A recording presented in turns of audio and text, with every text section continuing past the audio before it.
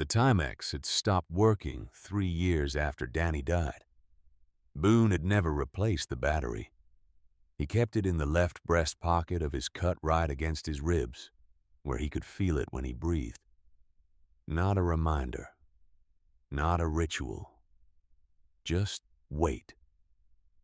The specific, irreplaceable weight of something that had once belonged to someone who no longer needed it. He had been riding for 11 hours. The desert outside Harlan's diner was the color of old bone in the dark flat, and enormous and indifferent to everything happening inside its edges. The storm had come in from the northwest around sundown, the kind that moved sideways and made the air smell like copper and wet sage. By the time Boone pulled off Route 89, and under the awning rain was sheeting across the highway in long gray curtains that swallowed the far lane entirely, he sat on the bike for a moment after cutting the engine, just sat there. The rain on the awning above him made a sound like a crowd settling, like something about to begin. He had been coming out this way every year for 8 years now, riding alone, stopping nowhere in particular, eating when he remembered to eat. Not because the road helped. It did not help. But because being in motion was the closest he could come to feeling like he had somewhere to be. Danny had been 19 years old. Boone had been 43, sitting in a cell in Florence, Arizona, 14 months into a stretch he had taken on behalf of a brother who had 3 kids, and a wife who was sick and no viable future if he went away. It was not a decision Boone had spent a lot of time weighing. He had simply said yes and then lived in the consequences of that yes for the better part of 2 years. He had come out to a world that had kept moving without him. Danny was buried in a cemetery outside Tucson, in a plot his aunt had arranged because there was no one else to do it. The stone was simple. The dates were correct. The space between them was 19 years long, which was the entirety of a life that Boone had not been present for at the end of. Nobody had called because Boone had not had a phone in lockup. By the time he found out, it had been 3 months. 3 months of Danny already being in the ground, while Boone made his bunk and ate his meals and counted days toward a release that no longer had the shape he had given it. He never talked about this, not to the chapter, not to anyone. He just rode on this day every year and kept the watch in his pocket and let the road do whatever the road was gonna do. He climbed off the bike. The diner was called Harlan's, which was the name of no one currently associated with the place. It was a single-story building wedged between the highway and a gravel lot with a neon sign above the door that glowed more orange than red and made a sound like a sustained complaint. The windows were fogged from the inside. Through the fog, the shapes of people. Boone pulled his cut straight, wiped the rain off his face with the back of his hand, and pushed through the door. The bell above it chimed once. Then the room changed. It was the same change every room made. Not dramatic, not sudden. A ripple moving outward from the door like a stone dropped in still water.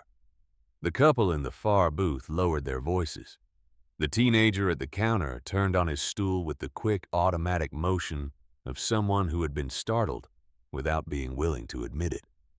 The waitress behind the counter, a woman in her 50s with reading glasses pushed up into her gray hair, looked up from the order she was writing and went still for exactly 1 second before her face rearranged itself into something professionally neutral. Boone had stopped registering these reactions years ago. They were noise, background information, the world deciding what it thought of him before he had opened his mouth or taken a step. He had learned not to argue with it. He had also learned not to shrink from it. He simply moved through it the way you move through weather. You could not reason with weather. You could only dress for it. He took the stool at the far end of the counter. There were 8 other people in the room. He counted them without appearing to. It was an old habit, older than the cut, older than the road. Two truckers at the window table, both with phones. The couple in the booth. The teenager. A man alone near the back eating a plate of something he was not paying attention to. And one more. An old woman at a corner table alone. She had a bowl of soup in front of her that she had not touched. Her hands were in her lap. Her back was straight in a way that went beyond posture. The straightness of a person who had decided long ago that the world would not see her slump, and had made that decision so many times. It had become simply who she was. Boone looked at her for a moment longer than he looked at the others. Then he looked away and waited for the waitress. She came over with a coffee pot. Her name tag said Norma. Her hand did not shake when she poured, which he noted because it usually did the first pour, always the hand giving away what the face had been trained to hide. "Just coffee," he said. "And whatever pie you have, apple or peach apple." She left. He wrapped both hands around the mug and looked at the counter. The rain hit the roof in waves rising and falling with the wind. The coffee was hot and bitter and real, and he drank it slowly and let the warmth work down through 11 hours of road. He was most of the way through the pie when he felt it. Not a sound, not a movement. The specific feeling of being approached by someone who had made a decision they were frightened of. He had felt it before in various contexts, in rooms where the decision being made could go badly, and in rooms where the decision was simply courage encountering its own uncertainty. He could tell the difference. He had learned to read it the way you read a road at night, by the absence of things rather than their presence. He did not turn immediately. He lifted his mug, took a slow sip, waited. The footsteps stopped directly behind him. Then the whisper. "Please, pretend you're my grandson." 7 words, small enough to be swallowed by the noise of the storm. But he heard every syllable.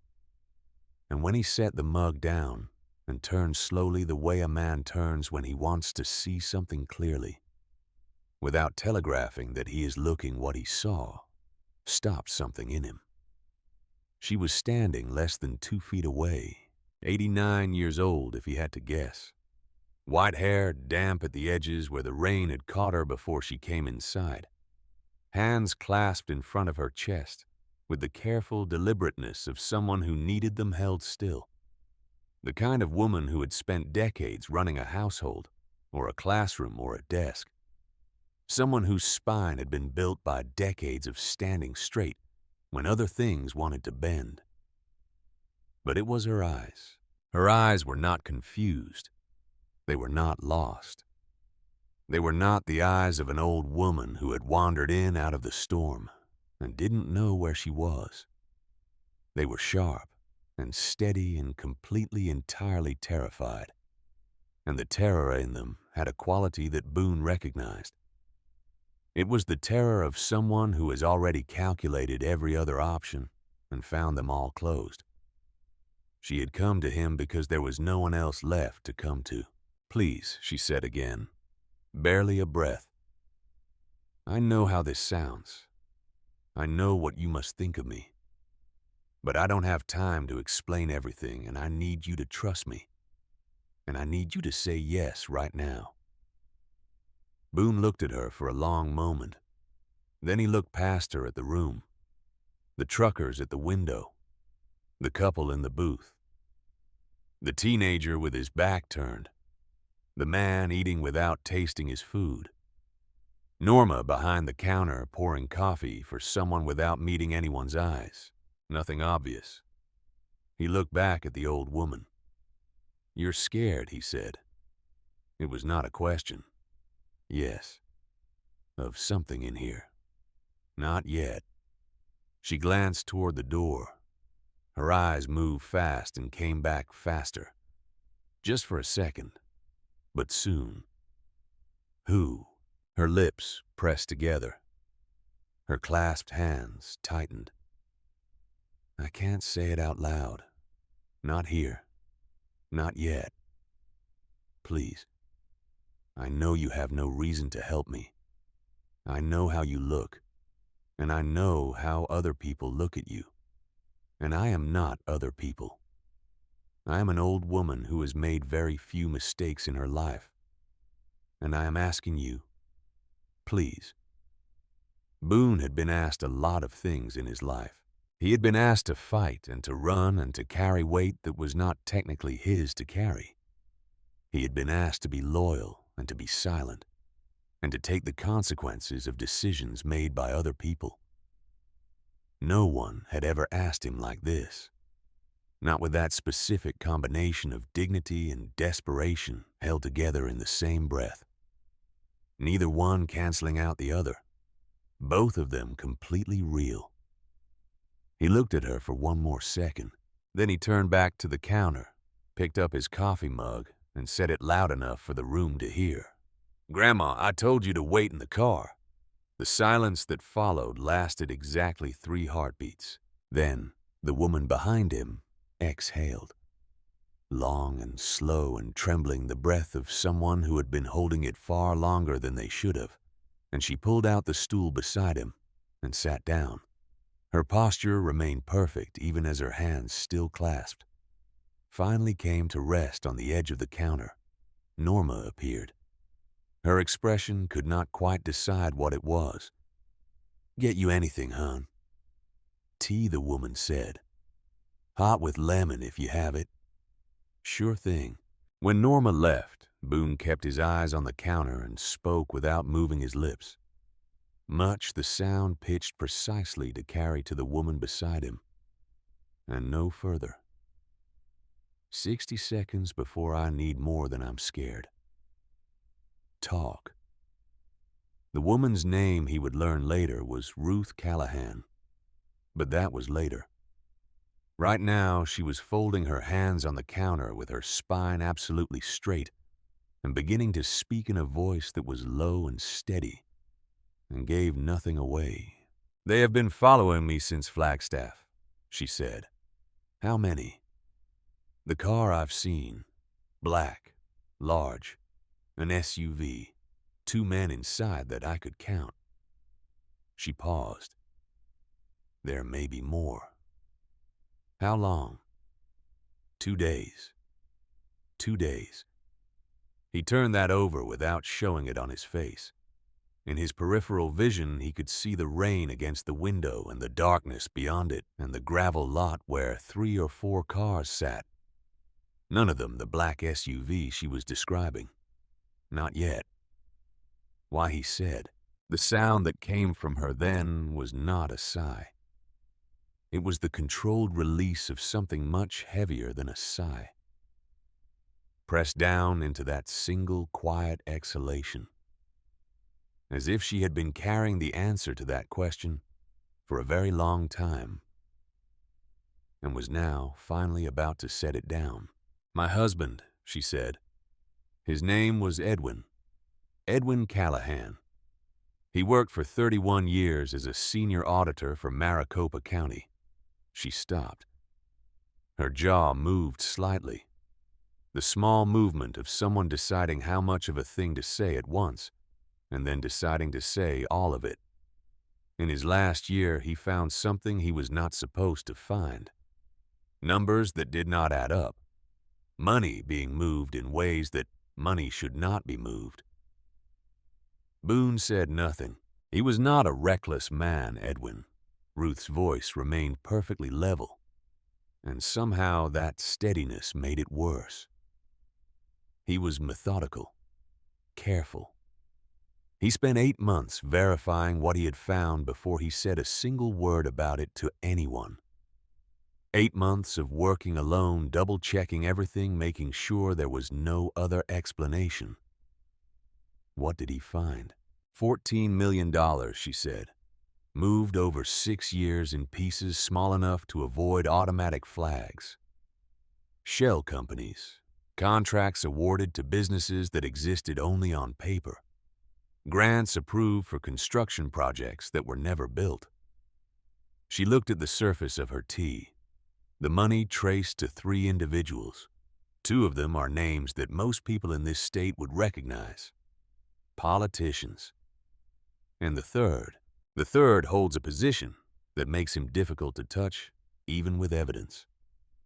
She set her mug down with a small, precise movement.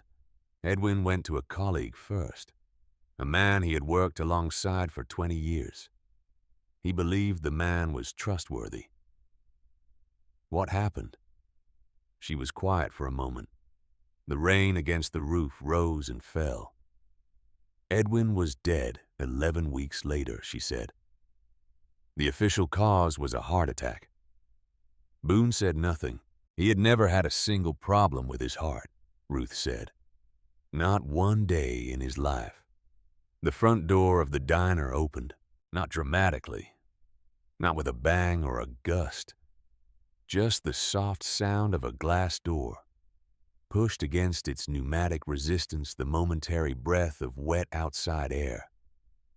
And then the door settling closed. Boone did not turn. He watched Ruth's face instead. He watched the precise moment when what was in her eyes shifted from frightened to something colder, something that had moved past fear and into a kind of grim recognition. "He's here," she said, very quietly. "Don't look yet," Boone said. "Tell me what he looks like." Tall, 50, maybe 55. Dark suit, brown hair going gray at the temples. She stopped. "He'll be smiling when he comes in. He always smiles, even when he shouldn't." Boone picked up his coffee mug.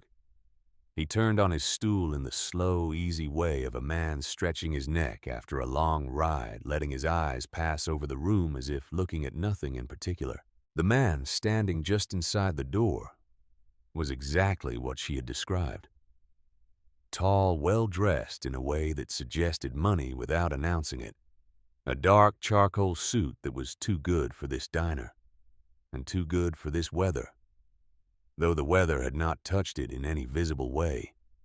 White shirt, no tie. Hair neatly combed despite the storm, and yes, a smile. Pleasant, easy, the practiced kind. The kind that has been calibrated over years to read as warmth. He let his eyes move around the room in the way of a person looking for someone specific, but not wanting anyone to know who they were looking. The eyes found Ruth. The smile did not change. That was the thing Boone noticed first. Most people, when they find what they are looking for, show it. A flicker. A small shift. The real face surfacing for just a second before the controlled one reasserts itself. This man's face did not flicker. It simply held its configuration exactly the same, as if the face and the reality behind it had been disconnected long enough that the habit no longer required reality to operate. The man came forward, unhurried, smooth. The walk of a person who had never not once felt the pressure of needing to move faster because things were not going his way. He stopped at Ruth's other side. He placed one hand on the counter. Not on her, not touching her, but close. The specific quality of close that communicated a thing without technically doing the thing. "You had us all so worried," he said. His voice was warm, concerned, practiced. Ruth did not look at him. The man shifted his gaze to Boone. His expression maintained its warmth with the consistency of something painted on. "I'm sorry if my mother has disturbed your evening." He said it with the ease of someone who had said similar things many times. "She has a tendency to wander, especially when she's confused. We've been looking for her for hours." He reached into his jacket with practiced ease and produced a business card, which he set on the counter in front of Boone. Warren Lyle, attorney at law, Scottsdale. Boone looked at the card, set it on the counter without picking it up. "She's not confused," he said. A pause, brief enough to almost not be there. "Excuse me." She walked straight to me, sat down, ordered her tea, talked to me clearly. Boone looked up, met Lyle's eyes, held them without expression and without warmth. "That's not confused." Lyle's smile did not move. "She has good days and bad days, I'm sure she seemed." "She told me she's my grandmother," Boone said. "I know I look a lot like my father, and his side of the family always ran dark. So maybe that's not obvious right away. But she called me 3 nights ago and left a message that made complete sense. I drove out from Tucson because she asked me to come." He tilted his head very slightly. "So I'm going to need you to explain to me how a woman who did all of that is confused." Something moved behind Lyle's eyes. Not warmth and not concern. A recalculation. The expression of a man who has encountered a variable he did not prepare for and is running the numbers in real time. "I understand your position," Lyle said. His voice had dropped a register. The warmth was still present in it technically, but it had become something else now. A surface, a coat of paint over concrete. "But I am her attorney of record and her designated caretaker. And I have documentation. This is a legal matter, and it would be in everyone's best interest if you what Boone said." The questions sat between them. Lyle looked at Boone Haskell for a moment. All of him. The 6 feet and 240 pounds of it. The cut. The patches. The hands on the counter that were not gripping anything, not balled into fists, just resting. Which was somehow more concerning than either of those things would have been. The eyes that had seen enough of the world's worst situations that they had stopped performing a reaction to new ones. Lyle leaned slightly closer, kept his voice below the ambient sound of the diner. The way he said the next words told Boone they had been prepared in advance. "Walk away," Lyle said. "The boy wouldn't want you mixed up in this."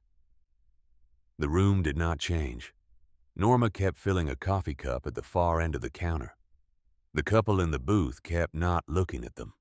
The rain kept doing what the rain was doing. But something went very still inside Boone Haskell.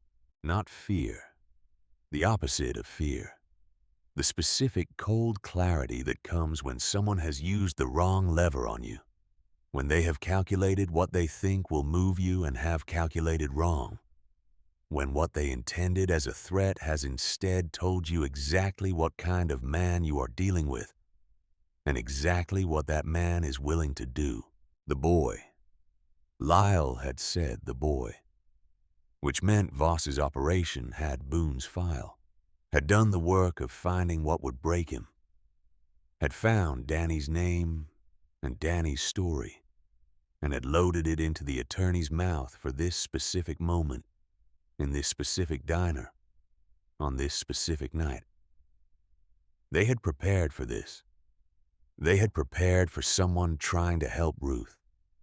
That told Boone everything he needed to know. Boone nodded slowly, the nod of a man working through arithmetic. "See, my situation is this," he said. "My grandmother called me. I came. She's sitting right here having her tea." He picked up his coffee. "And I have nowhere else to be." Ruth sat perfectly still beside him. She had not looked at Warren Lyle once since he had walked in. But under the counter, out of sight, her hand had found the edge of Boone's stool, not gripping it, just resting against it, the way you touch something solid when the ground is uncertain. Lyle looked at them both for a long moment. Then he straightened, adjusted his jacket with the small, precise gesture of a man reasserting his arrangement. The smile did not leave. It simply became something that lived entirely on the surface of his face, unconnected to anything underneath a mask that had stayed on so long. It had started to believe it was a face.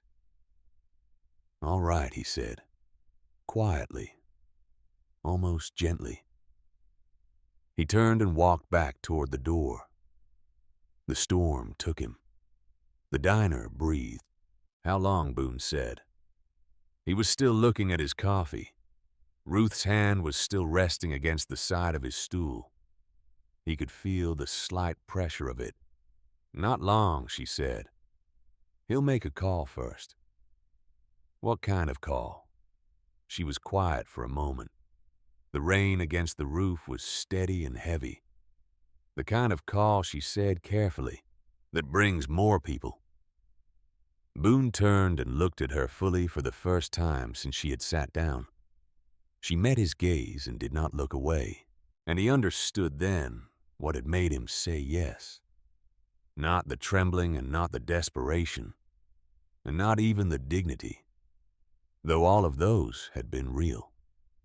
It was that she had walked toward him, in a room full of people who had looked away the moment he walked in.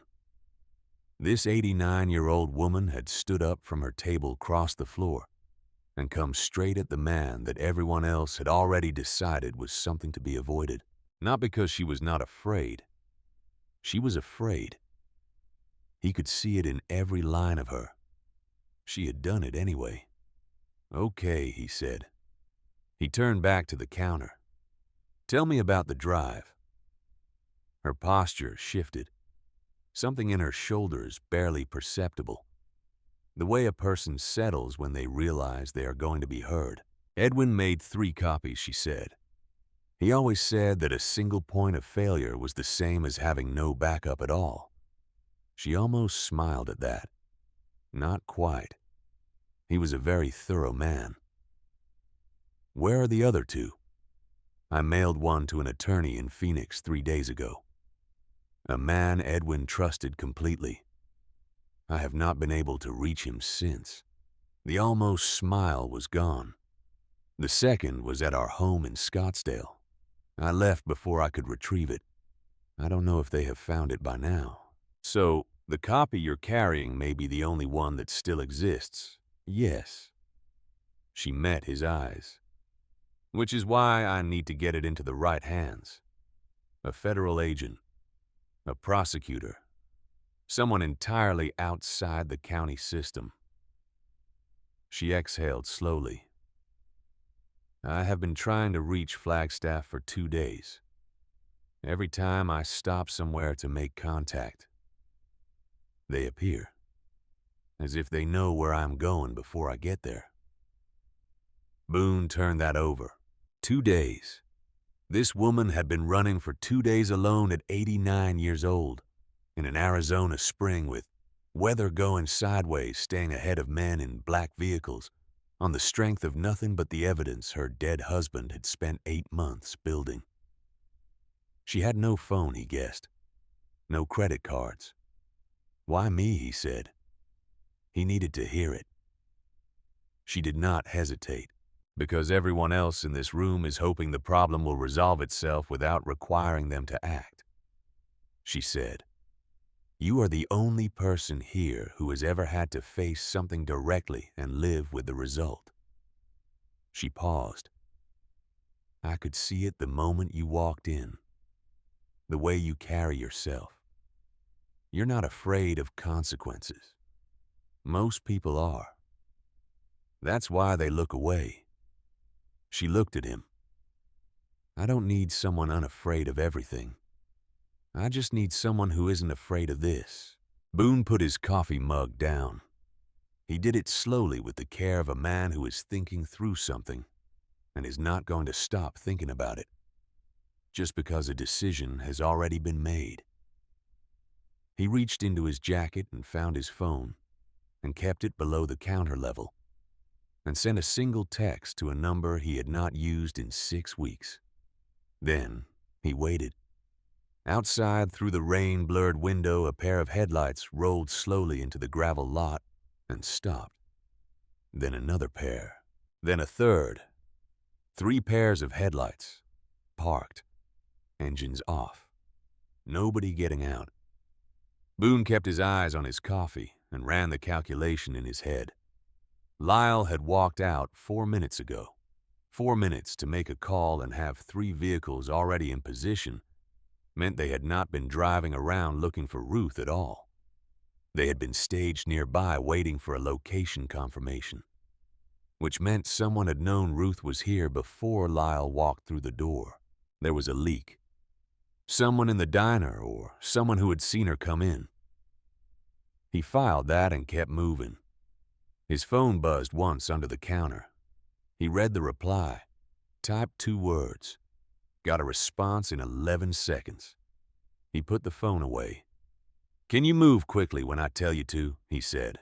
Ruth looked at him. She had been watching the counter in front of her with the focused patience of a woman who had learned to wait without appearing to wait. "I walked 4 miles 2 days ago to avoid a checkpoint." "I did not trust," she said. "I am not frail." "I know you're not frail." "I'm asking about fast." "Yes." "Good." He looked at Norma, who had been occupying herself at the far end of the counter with the careful attention of a woman who needed to be busy with something and had chosen the task nearest to her. Norma. She came over. Boone put $250 on the counter, more than 3 times what his coffee and pie had cost. He kept his voice at the precise volume that carried to Norma and did not carry further. "I need a favor. In about 4 minutes, I need you to turn the lights off, all of them, for about 30 seconds. Norma looked at the money, then at Boone, then at Ruth, whose hands were folded on the counter with that absolute and unyielding composure. Something moved through Norma's face, something old, something that recognized the specific shape of a situation, even when it could not name the details. She had seen things in her life, Boone figured. This diner on this highway had seen things. She reached out and took the bills off the counter without a word. "Breaker box is in the back," she said, "near the kitchen door." She walked away without looking at either of them again. The diner door opened. Not Lyle this time. 2 men, both in their 30s. Jackets over collared shirts. Business casual in the deliberately generic way of people who want to pass as something ordinary. One was broad through the neck and shoulders with the specific build of a man who had spent years in a job that required physical authority. The other was leaner with a quality of stillness that Boone recognized from a different kind of life entirely, not military trained, but trained by someone who knew what they were doing. They took a table near the door, not the counter, a table that gave both of them sightlines to the full room. Boone did not look at them directly. He heard Norma set something on the counter at the far end. He heard the couple in the corner booth stop talking entirely. He could feel the temperature of the room change, not the actual temperature, but the quality of the air, the way a room's atmosphere shifts when the number of possible bad outcomes increases without announcement. "Don't turn around," Boone said. "I know," Ruth said. She had not moved. Then the door opened a 3rd time. Lyle walked back in. This time, everything about him was different. Not dramatically, not in the cinematic way of a villain whose mask has been stripped away. If anything, he looked calmer than before, smoother. The composure of a man who has made a decision and is no longer burdened by the question of whether to make it. He crossed the floor without acknowledging the 2 men at the table near the door. Not ignoring them exactly, but not registering them either. The practiced non-communication of people who know their roles and do not need to rehearse them. He came straight to the counter. He stood this time, not sitting. "I owe you an apology," he said to Boone. "I was abrupt earlier. It's been a stressful few days and I took it out on a stranger. I'm sorry." "No harm done," Boone said. "I've spoken with her physician." Lyle produced his phone. Screen facing up a call in progress. "Dr. Hargrove out of Scottsdale. He can explain the situation in more detail if you'd like to speak with him." Boone looked at the phone. "What's her condition?" he said. "Progressive cognitive decline." Lyle's voice was smooth and measured and carried the particular warmth of a rehearsed performance. "Early to moderate stage. Some days she is entirely lucid. Other days." "What's her birthday?" A pause. Small, almost nothing. But it was there. "I beg your pardon. If she's in your care and you've known her for years, you know her birthday?" Boone looked up, met Lyle's eyes, held them. "March," Lyle said. Ruth had not looked up from her tea. She spoke clearly and without hesitation, and without raising her voice at all. "March 8th, she said. 1934. And my attorney's name is a man I chose myself, and whose card is in my wallet. And my son's name is Owen. He lives in Denver. I spoke with him this morning." She set her mug down with the quiet precision of someone placing the final piece of a puzzle. "You are not anyone I have authorized to speak on my behalf." The diner went silent, the real kind of silent.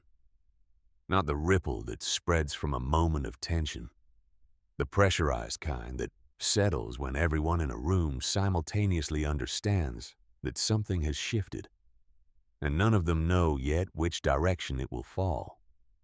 Lyle's face did something then. The smile did not disappear. It held its shape with the persistence of something practiced so long that the muscles had learned to maintain it independent of intention. But the quality behind it withdrew, and what remained was just the arrangement of features, the architecture of an expression without the occupant. He said her name, just her name, once, low, in a tone that compressed everything into 2 syllables, the warning and the promise and the patience of a man who fully intended to get what he came for. "Do not use my name," Ruth said. Her voice was not loud. It was not shaking. It was a blade. Not drawn in anger, just present. "You came to Edwin 6 months before he died." She looked directly at the surface of the counter, not at Lyle as if he were not worth the movement of her eyes. "You offered him money to stop looking. He told me about it that same night. He said he wished he could feel sorry for the man who came to make the offer." She paused. "He couldn't. And you said his name at his funeral, the way people say a name when they have been waiting to bury it. I have not been able to stand the sound of my own name in your mouth since." The room held its breath. Boone had been in a lot of bad rooms in his life, had heard a lot of things come out of a lot of people's mouths in moments when the normal rules of speech had been suspended. But there was something in those sentences, the precision of them, the way decades of contained grief had been pressed into something hard and sharp, and exactly as long as it needed to be, and no longer. And the fact that she had known from the beginning exactly who Lyle was and what he had tried to do to Edwin, and had said nothing until this moment when saying it did the most damage. Lyle looked at Boone. The calculation was open now, no longer pretending to be anything else. "Whatever she has told you," he said, "you are in a situation you don't fully understand, and I am giving you the opportunity to remove yourself from it before that becomes a problem for you personally." That sounds like a threat. It's a courtesy. Boone leaned back slightly on his stool. tilted his head a fraction. The thing about courtesy, he said, is that it usually runs both directions. Lyle held his gaze for a long moment. Boone did not look away, did not look down, did not shift his weight, or adjust his hands, or do any of the small, unconscious things that bodies do when they want to appear less threatening than they are. He simply sat with the coffee mug within reach and looked back at Warren Lyle, with the flat, unhurried patience of a man who had been in rooms that ended badly and had always walked out of them. Lyle blinked. It was a small thing, a fraction of a second, but it happened. And he knew Boone saw it, and Boone knew that he knew. And in that cracked open moment, something behind the controlled exterior showed itself. Not fear, exactly. More like the recalibration of a man who has spent a long time being the most prepared person in any given room and has just met a room that prepared for him. He looked away. A slight signal passed between him and the two men at the door table. Then he looked back at Boone. "I'll give you a moment to reconsider," Lyle said. He walked to a booth near the window and sat down, still visible, still watching. Boone turned back to the counter. He picked up his coffee. "Where's the drive right now?" he said. "On your body." "Inside my left shoe," Ruth said. She said it with the restrained dignity of a woman revealing a hand of cards she had been holding for 2 days. Edwin said the most overlooked places are always the most ordinary ones. Smart man, the smartest I ever knew. A pause so brief it might have been breathing. That is why they killed him. Boone. She said his name the same way she had said Edwin's, not performing anything, just placing weight behind it. "I'm going to get you out of here." He kept his voice at the level it had been the level that carried to her, and did not carry further.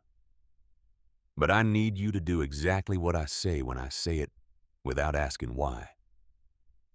Can you do that?" She turned and looked at him fully. This woman who had been running on nothing but purpose and memory for 2 days. Who had walked across this diner floor toward the biggest and most obviously dangerous stranger in the room, because she had assessed every other option and found them all closed. "Young man," she said quietly, "I survived the loss of my husband of 51 years. I survived 14 months of carrying his work alone. I survived 2 days of running from men who killed him and would not hesitate to do the same to me." She looked at him steadily. "I think I can manage to follow instructions." Boone nodded. He reached into his jacket pocket, found his phone, kept it below the counter and typed a message without looking down. Sent it. 10 seconds. 20. His phone buzzed once. He read the reply, typed again, got a response in less than 15 seconds. He put the phone away. Outside, through the fogged window, the 3 pairs of headlights sat motionless in the gravel lot. Beyond them, the highway was dark and wet, and the storm was moving east now, dragging its sound with it. And the air in the diner was the specific compressed quality of a place where something is about to happen, and everyone can feel it. But only a few of them know what it is. He looked at Norma at the far end of the counter. She was occupied with the task she had chosen for herself and had been choosing for the last 10 minutes, the task of being busy and not seeing anything. But her back was toward the breaker box door. Boone raised his hand. She came over. "When I give you the signal," he said, "you know what to do." Norma looked at him, then at Ruth. Her hands were steady on the counter. She nodded once. She walked toward the back. Boone turned to Ruth. "When the lights go off," he said, "you stand up. You put your hand on my left arm. You do not let go. We're going through the kitchen. There's a service road on the other side. Someone will be there. She did not ask who. She simply nodded. He looked at her one last time in the lit diner. This woman with her straight spine and her hands that had finally quietly stopped clasping each other and were resting flat on the counter. Her face carried everything she had been through and showed none of it, except in the eyes which were the same as they had been when she first walked toward him. Sharp, steady, completely terrified and refusing to be stopped by any of it. Edwin used to say she told him softly that the truest thing about a person was the direction they moved in a frightening moment. Boone said nothing. Then the lights went out. The darkness lasted 3 seconds before the shouting started. Not from Lyle, from the thick-necked one by the door. A sharp cut word that came through the black, like something thrown, followed immediately by the scrape of chairs and the hard ceramic crack of something hitting the floor, and the couple in the far booth making a single involuntary sound that was half surprise and half the release of 40 minutes of held tension. Boone was already moving. He had Ruth's hand on his arm before the sound reached him and was off the stool and moving by the mental map he had built without appearing to build it across the previous hour. Counter edge on his left, gap. Kitchen door propped open by the sound of the dishwasher still running, which meant noise, which meant cover. It was the only luck they had gotten all evening, and he intended to use every second of it. "Step up," he said quietly. She stepped without asking why, clearing the threshold. The kitchen smelled like fryer oil and old heat. One cook, young early 20s, stood frozen with a spatula in his hand and eyes that had gone wide and were working very hard to process what was happening in the space where he had been standing alone 30 seconds ago. "Back door," Boone said to him. "Which way?" The kid pointed left, past the prep counter toward the far wall. "Stay in here and keep your head down." He moved. Behind them, the diner was shifting into chaos that sounded controlled, and that controlled quality was what made it dangerous. Lyle's voice rising above the noise with the practiced calm of a man who did not shout because shouting was for people who were not certain they would get what they wanted. His voice was saying something about checking the back. The consonants clipped and purposeful. Boone calculated 45 seconds, maybe less, before someone came through the kitchen door. Ruth's hand was on his arm, and she was moving. Not fast by the standard of youth, but fast enough and, more importantly, steady. She did not hesitate. She did not stumble. She moved exactly the way she had said she would, the way of a woman who had spent 2 days getting very good at not stopping. Boone hit the push bar on the back door with his forearm, and it swung open into the wet dark. And the rain hit them both immediately, cold and sideways, and he heard it before he saw it, the low idle of a motorcycle engine. Then, 2, 3 bikes pulled up along the service road with their headlights off, running on parking lights, only the engines idling at a sound low enough that the rain nearly covered it. The lead rider killed his engine the moment the back door swung open and came off the bike in one motion, pulling his helmet back in a single sweep. His name was Cody Prentice, 38 years old. Hell's Angels, Arizona, Chapter 11 years. Built like a man who had spent those years doing physical things that mattered and had stopped thinking about how he looked doing them. His face was wind-burned and calm, and he took in the scene in front of him with the efficient assessment of someone accustomed to arriving places where the situation had already developed before he got there. He looked at Ruth, soaked through her cardigan within the first 10 seconds of the rain. Hair pressed flat at the edges, chin up, not making a sound about any of it.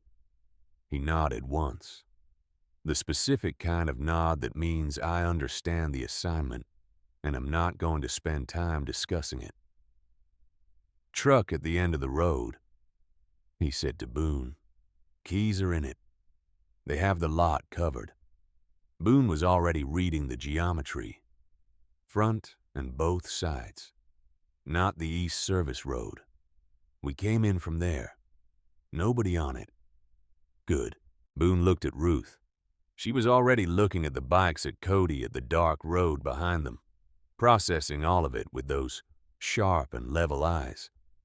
She was soaked through, and she had said nothing about it. "Can you ride?" he said.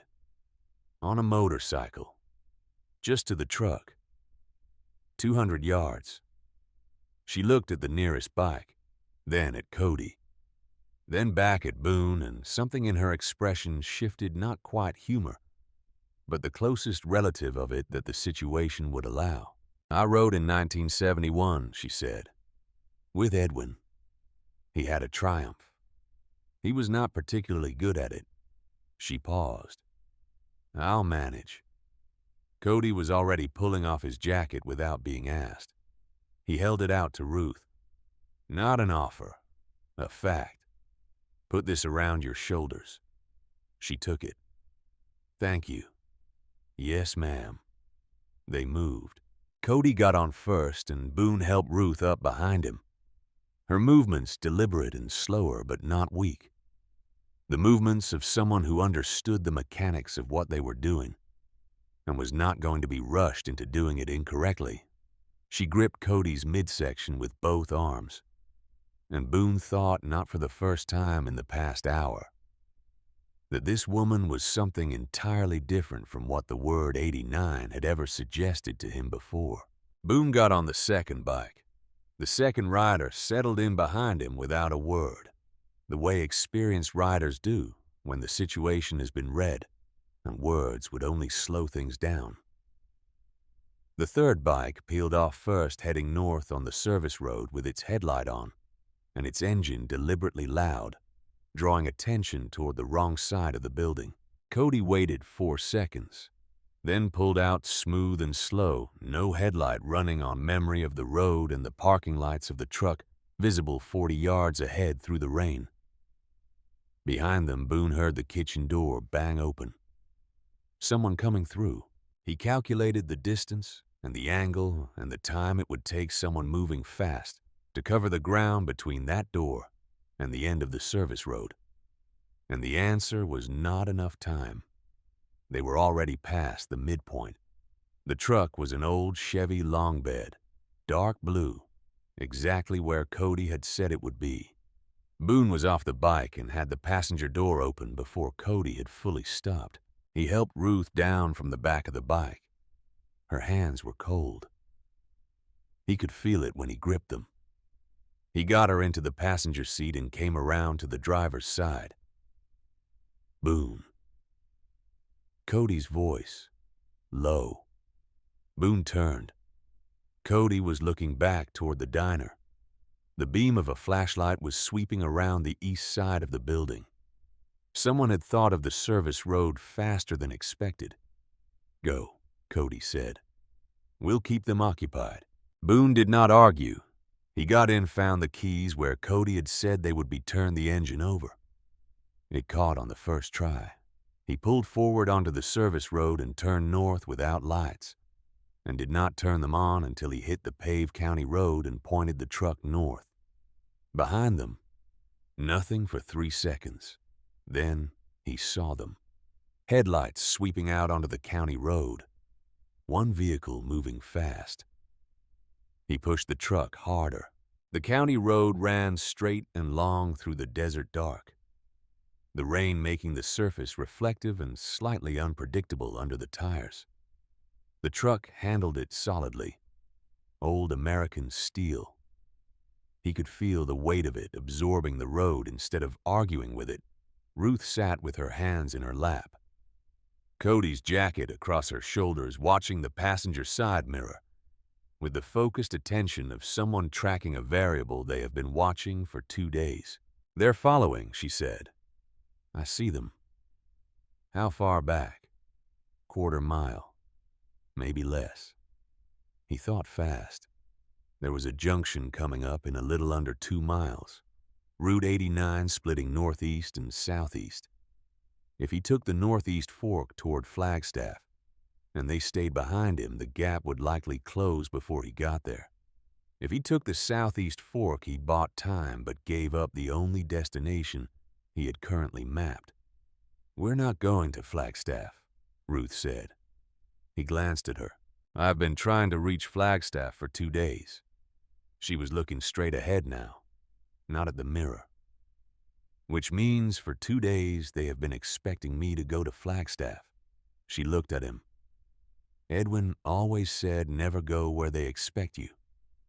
Go where you decided 30 seconds ago." Boone stared at the road for a half-beat. Then he said, "Where did I just decide?" "You tell me. You know this state." He thought fast. Position, resources, distance. Who he knew within a drive rather than a text. Who was not in any system that could be searched or flagged or called up on a screen somewhere. "There's a man named Garth Dillon," he said. "Lives outside Wickenburg, about 45 minutes east. Used to carry a federal badge. He's been out of the system for years. Out how long? 7 years. Maybe 8. Which means his name won't surface on any active contact list. That's the idea." He paused. "And he owes me." Ruth considered this for exactly the length of time it deserved. "All right," she said. Boone reached the junction and took the east fork without slowing. The tires complained slightly on the wet curve, and behind them, the pursuing headlights took the corner too. Still there. Still the same distance. He kept his hands steady on the wheel. His breathing was controlled. His mind was running through the variables with the quiet efficiency that had always come to him in situations that had compressed down to their essentials when the noise fell away. And what remained was only what was actually true. What was true was this. He had an old woman in the passenger seat carrying the only surviving copy of evidence that had already gotten her husband killed. He had one vehicle following him on a wet highway at night. He had a contact roughly 40 minutes away who might be reachable by a road the people behind him could not anticipate. And he had the road itself, which he knew the way he knew his own hands. There was a grade coming up in about a mile. A long, straight stretch. First, then the road lifting into a shallow rise. He had ridden this route enough times that it lived in him, the way music lives in people who have played something, until it stops being a skill and becomes a reflex. He pulled out his phone with his right hand, keeping his left on the wheel. "Type this number in," he said. "Don't call yet. Just have it ready." He gave her 11 digits from memory. Ruth typed them without dropping the phone and without asking him to repeat them. "Ready," she said. "When I tell you to call it and put it on speaker." They drove in silence for almost 3 minutes. The headlights behind them maintained their distance, not gaining, not falling back, pacing. The road began to rise. "Now," Boone said. Ruth called the number. It rang once, twice. The voice that answered did not say hello. It said, "Who's this flat?" and direct the voice of a man who had trained himself not to give anything away in the first second of a call. "Boone Haskell," Boone said. A pause. Then something shifted in the voice. Not warmth exactly, but the register of genuine surprise in a person who had learned not to perform it. "I'll be damned." "Where are you?" "Route 89 heading east toward Wickenburg. I need 3 things, and I need them fast." "Go ahead." "First, someone needs to run a plate for me.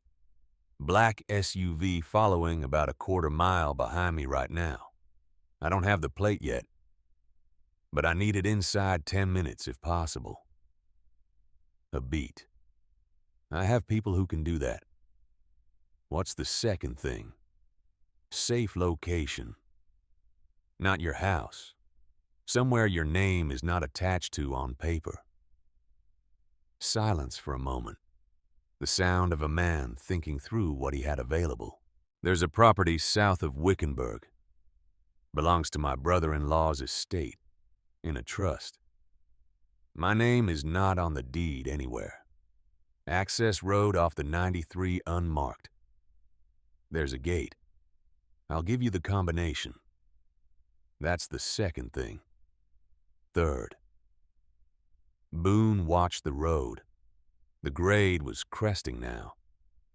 He could see the long, straight descent on the other side. Third, he said, I need a federal contact, outside the state system entirely.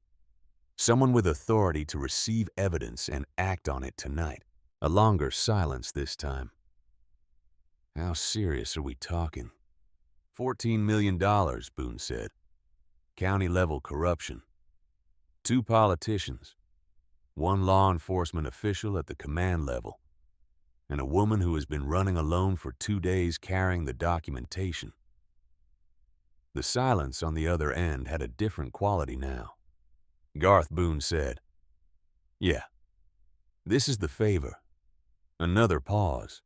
The kind that has real weight in it. Yeah, Garth Dillon said. I figured it was when you called. All right. Get off 89 at the junction near mile marker 31. There's a gravel road heading south, no sign. 4 miles in, there's a gate. Combination is 6421. Through the gate, half-mile more. I'll make calls on my end. Give me 40 minutes. We'll be there in 45. Who is she? Boone glanced at Ruth.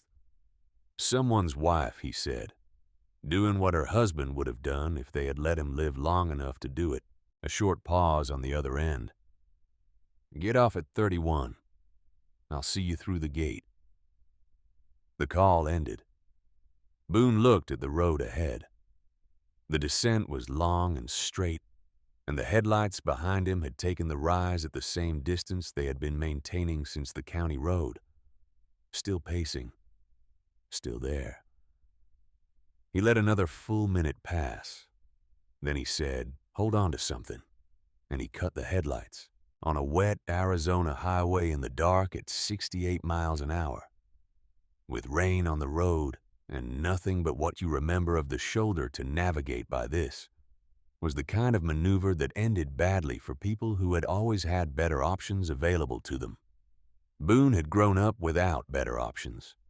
He had learned the road the way you learn something when you cannot afford the cost of forgetting it. He counted. 1, 2, 3. At 4, he stood on the brakes and felt the truck resist, and then accept it. The weight shifting forward, and he turned the wheel by feel alone toward the right, toward the memory of gravel he had seen in his headlights. 2 seconds before he cut them, and the truck left the pavement, and the sound changed from smooth to rough, and the brush along the sides scraped the undercarriage, and he let the truck roll forward until it stopped. He killed the engine. He and Ruth sat in the absolute dark. On the highway behind them, the pursuing headlights came up the grade at speed, held their course, passed, did not brake, did not turn. The sound of the engine faded east along the highway and then was gone, replaced by the rain on the roof of the truck and the sound of both of them breathing. Ruth was still for a long moment. Then she said very quietly, Edwin would have liked you. Boone sat with that for a moment. The rain kept coming down. The highway was empty in both directions. Tell me about him, he said. He was not asking to fill the silence. He was asking because he had heard her say her husband's name 3 times now.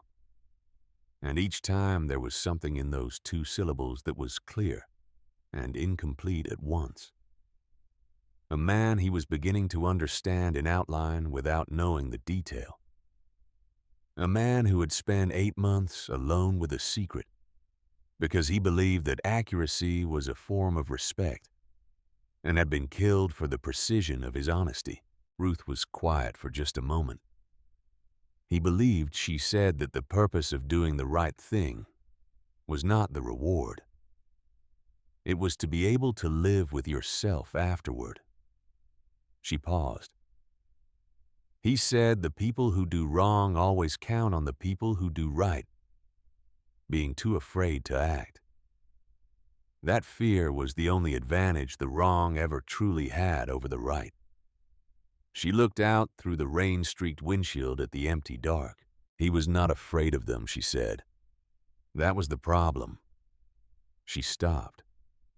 Or maybe it wasn't a problem. Maybe it was simply who he was. Boone turned the engine back on and pulled carefully back onto the highway. Headlights on now, moving east slower than before. Looking for mile marker 31. The drive, he said. When we get to Garth and he gets us the federal contact, what do you want to happen to the 3 names on that list? Ruth reached down without hesitation and removed her left shoe. She turned it over. A small drive fell into her palm no larger than a thumb. Black plastic casing looking like something you would find forgotten in a desk drawer. She held it and looked at it for a moment with an expression that was not triumph and was not relief. Something older and harder than either of those. Something that had been waiting a long time to mean what it was about to mean. Whatever Edwin believed was supposed to happen. She said when the truth got into the right hands. She closed her fingers around it. He believed it, even at the end, even knowing what it was costing him. He believed in it. She looked at Boone. So do I. He nodded and said nothing. He pointed the truck east and drove. Mile marker 31 appeared in the headlights, and he took the South Fork without slowing. Gravel under the tires. The road narrow and uneven with the kind of surface that had not been maintained, because it was not meant to be found by people who were not looking for it specifically. The desert on both sides was dark and close, and the rain had finally begun to slow dropping from assault to presence. The sound of it changing on the roof of the truck. 4 miles and the gate appeared. Metal frame, combination lock. He stopped the truck, got out into what was left of the rain, worked the numbers Garth had given him. 6, 4, 2, 1. The lock opened. He drove through, left the gate behind him, went another half-mile on a road that became more suggestion than fact, until the shape of a structure appeared in the headlights. Low, dark, a ranch building that had been kept but not showcased. The kind of place where the goal was function and privacy, not impression. A single light came on inside as he cut the engine. Not overhead lighting. Something lower. A lamp. The kind of light that says, I am here, but I am not announcing it. Boone got out first. He came around to the passenger side and helped Ruth down. The ground was wet and uneven, and she took his arm without comment, and they walked toward the building together. The man who opened the door was Garth Dillon, 62 years old, shorter than Boone by 4 inches and broader through the chest and shoulders than anyone his age had a right to be. Gray hair cut close, the particular stillness of a man who had spent years in rooms where stillness was an operational requirement and had never fully turned it off after he left. He looked at Boone. He looked at Ruth. He stepped back from the door. Come in, he said. Inside it was warm. Someone had left the heat running. There was a folding table with 3 chairs, a laptop, a legal pad, a pen, and 2 phones, one of which was still in its packaging. Sit, Garth said. He was already moving to the table. He opened the burner, powered it on, set it in front of Ruth. I reached out to a contact while you were driving, he said. Her name is Peggy Strand, Assistant Special Agent in Charge, FBI Phoenix Field Office. I've known her for 14 years. She is not compromised. I would stake something meaningful on that. How meaningful, Boone said. My professional reputation, and probably my pension. He looked at Ruth. She wants to speak with you directly before any transfer of material. She is ready when you are. Ruth's hands were on the table folded. She had not removed Cody's jacket from her shoulders. She was looking at Garth with the evaluating attention of a woman who had learned to read people over 8 decades and was applying everything she knew. That's reasonable, she said. Tell her to call. Garth looked at her for a moment with an expression that adjusted, not softened, but adjusted. Like a man who had expected one thing and encountered something with different dimensions. He picked up the burner and dialed. Then he set it on the table between them. It rang twice. The voice that came through was measured and precise, and awake in the way that senior federal law enforcement is awake at midnight when something important has found its way to them. Mrs. Callahan, the voice said. Yes, I've been briefed on the outline of your situation. I need to ask you some questions before we go any further. Some of them will feel intrusive. That's necessary.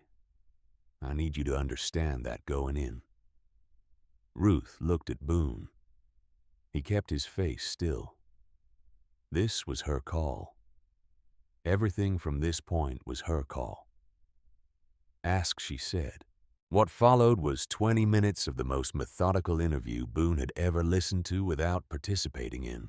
Strand asked about Edwin's employment record, his specific access within the county auditor's office, the timeline of when the discrepancies first appeared, and when Edwin first began documenting them, who he had spoken to, and in what order, how the documentation had been created and preserved, and exactly when and how Ruth had come to be in sole possession of the primary drive. She asked about the attorney Ruth had mailed the backup copy to. She asked about Owen's phone call. And she asked about Warren Lyle by name. There was a pause before she said that name.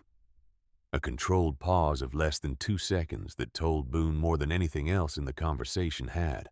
Ruth answered everything, without hesitation, and without embellishment, and without a single word she had not already decided to say. She laid it out in sequence with the precision of a woman who had been listening to a meticulous man for 51 years and had absorbed his method the way you absorb the habits of someone you have lived beside long enough that the habits become your own. When she finished, there was a silence on the line. Mrs. Callahan, the third name, the one your husband traced the money to beyond the politicians and the developer. I need that name. Ruth looked at Boone. He kept his face completely still. This was not his decision. She looked at the phone. His name is Chester Voss, she said. He is the assistant sheriff of Maricopa County. The silence this time was longer. Garth, who had been standing against the wall with his arms crossed and his face arranged in the careful neutrality of a man who had heard many things and trained himself not to register them visibly, uncrossed his arms. Slowly. The movement of a body responding before the mind gave permission. Say that name again, Strand said. Chester Voss, Ruth repeated. Edwin had 11 months of documentation on him specifically. Account transfers, contract approval chains, communications. Edwin believed that Voss was not merely a recipient but the architect. The politicians and the developer received money. Voss designed the mechanism and controlled it. Boone heard Garth exhale through his nose, a sound so small it was almost nothing. But Garth was not a man who made involuntary sounds. Chester Voss, Strand said, as if she were writing it down carefully and checking the letters.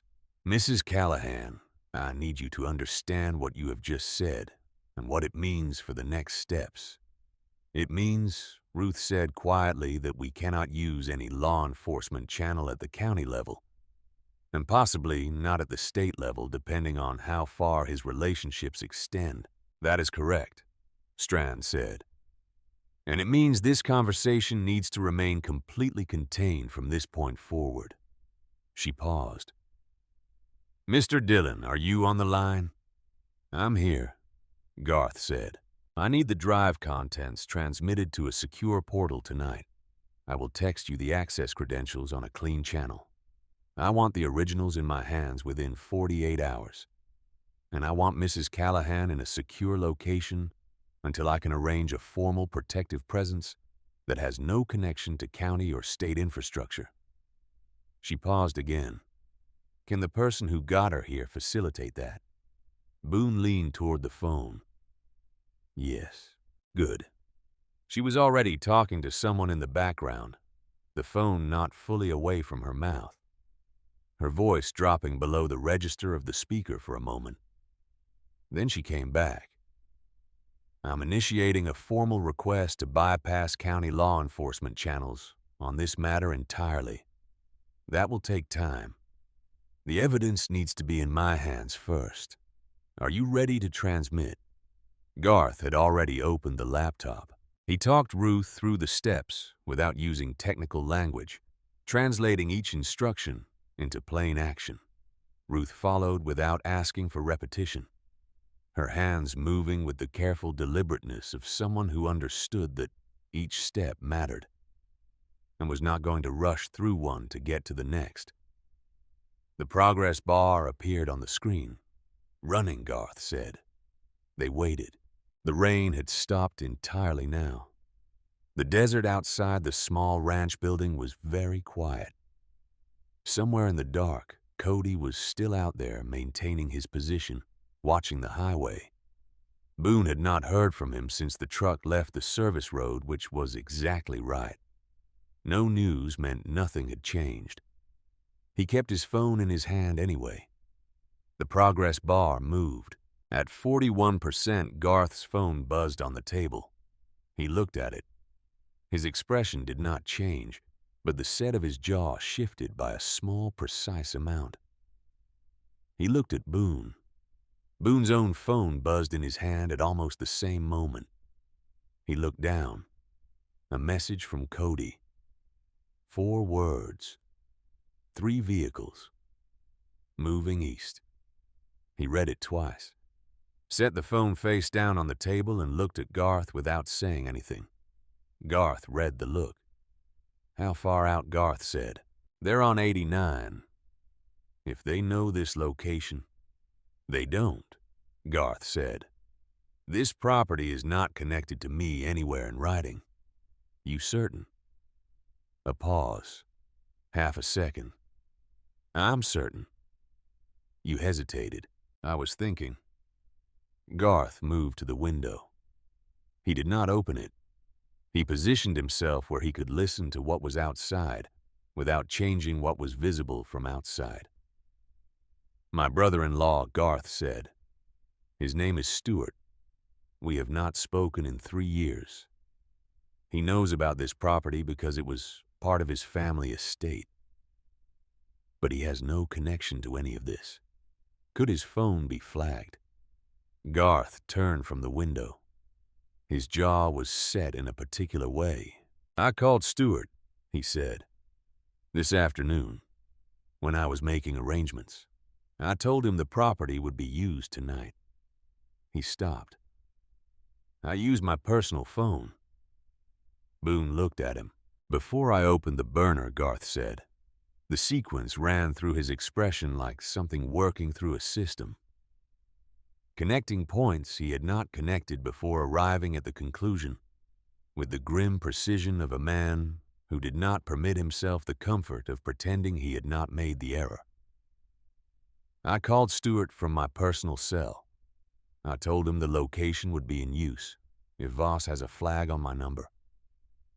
They had an hour, Boone said. At least. The upload was at 63%. How long, Boone said to Garth. Garth looked at the screen. 8 minutes. Maybe 7. 7 minutes. If Voss's people had been moving since Garth's call to Stuart, if there was any kind of monitoring on Garth's personal number, if they had identified this property through Stuart's phone and put vehicles in motion immediately, then 7 minutes was close to exactly what they had left before arrival.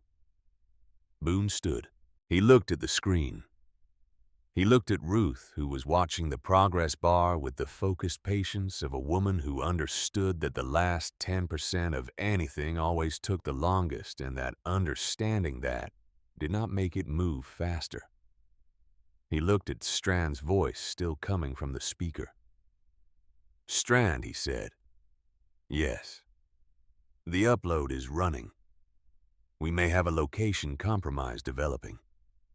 How quickly can you have federal presence at these coordinates?" Strand did not pause. "Give me the coordinates and do not stop that upload for any reason." Garth gave her the coordinates.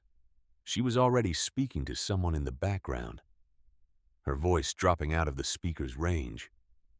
Boone looked at Ruth. She was sitting with her hands on the table and her eyes on the screen, and the set of her shoulders was the set of a woman who had been carrying something very heavy for a very long time, and was watching the last stage of setting it down, and was not going to look away from that screen for any reason while it was still running. "What do you need me to do?" she said. He looked at her. She was tired. He could see it now in the fine lines around her eyes, and the set of her mouth, and the way her shoulders held themselves.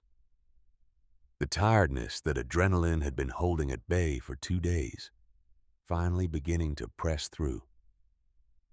But her eyes were the same as they had been when she first walked toward him in Harlan's diner, clear and steady and completely resolved. "Stay at this table," he said. "Don't move away from that screen." He looked at Garth. "I'm going outside." Garth looked at him. "Keep the upload running," Boone said. He was already moving. He went out the way they had come in, pulling the door almost closed behind him enough to keep the lamplight inside. He stood in the wet dark and listened. The rain was entirely finished now. The worst of the storm had moved east and taken its sound with it, and what remained was the desert quiet that comes after weather, the specific clean silence of a landscape that has been washed and is breathing again. He could hear his own heartbeat. He could hear the settling sound of the truck's engine cooling in the dark. He could not hear vehicles. He stood for 90 seconds, long enough to be reasonably certain he was not missing the vibration of an approaching engine. Then he moved around the perimeter of the building. Not because he thought anyone was already there, but because standing still when his instincts wanted him moving was the thing you did when you had discipline left. And discipline was the only thing that had kept this night from going worse at several points. He had made it around 3/4 of the building when his phone buzzed. Cody. Not a message this time. A call. He picked up immediately. "What?" The vehicles stopped. Cody's voice was low and precise. "All 3. About 1.5 miles back on 89. Parked on the shoulder. They're not moving." "How long?" 4 minutes now. Boone processed this. Parked on the shoulder. Not advancing, not retreating. Holding position. Which meant someone had given them a new instruction. Which meant whoever was coordinating this operation had made a decision and communicated it. Something in Boone's chest settled in a specific way. Not relaxation. The thing that happens when a situation clarifies. Something else, Cody said. About 5 minutes before they stopped, another vehicle came from the opposite direction. Different from the SUVs. Smaller. Black sedan. It pulled up to the 3 vehicles on the shoulder, sat maybe 90 seconds, then left again going west. "What kind of sedan?" "I got a partial plate. Arizona. Registered to a fleet." He paused. fleet of Maricopa County. There it was. Chester Voss, or someone acting directly for Chester Voss, had driven out to that highway, met with the vehicles pursuing Ruth, delivered a new instruction, and driven back toward the county. A man in his position did not get close to operational situations. He did not appear in person near a highway outside Wickenburg on a wet night unless the stakes had exceeded what he was comfortable managing by phone. He had told them to wait, not to advance, to hold. The calculation was already clear to Boone. Voss was smart enough to know that an assault on a location where federal coordinates had been transmitted, where an active FBI case officer was on the phone, where any physical evidence of aggression would compound every other charge, by orders of magnitude was a worse outcome than retreating and fighting through legal channels. He was not withdrawing. He was repositioning, which was its own kind of information. Cody Boone said, "Stay on them. Don't lose sight. Not going anywhere."